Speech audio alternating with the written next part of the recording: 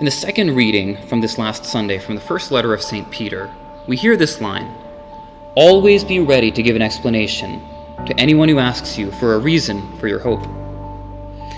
Well, Christianity was built on these words. Imagine if the Blessed Virgin Mary had never told anybody about the Annunciation, that whole conversation she had with the Archangel Gabriel. Imagine if St. Matthew kept the whole story of his conversion to himself.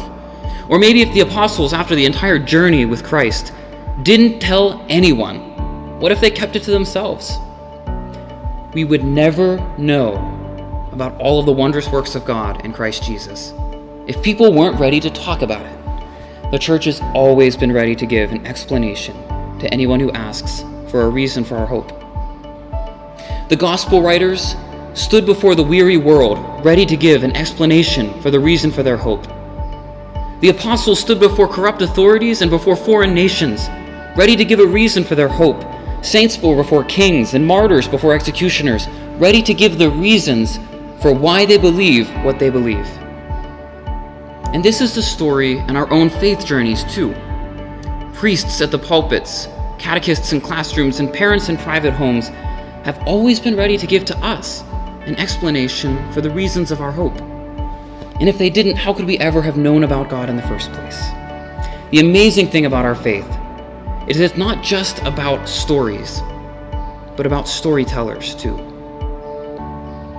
It's part of the very meaning of the faith that we not only experience it, we not only know the love of the Father in our lives, but that we're also able to talk about it to other people.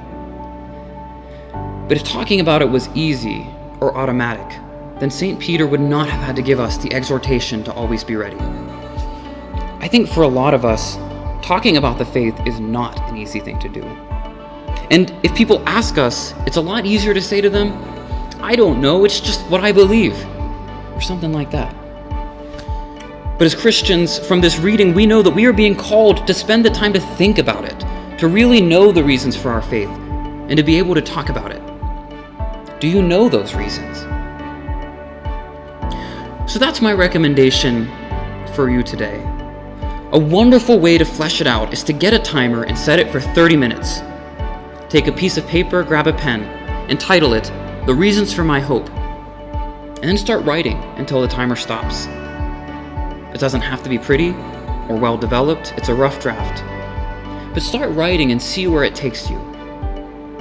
Because no matter who we are or where we are, or how many people are even asking us for that explanation for the reasons for our hope, it is our job to be ready, to know our own story and to always have it on our lips. Always be ready to give an explanation to anyone who asks you for a reason for your hope.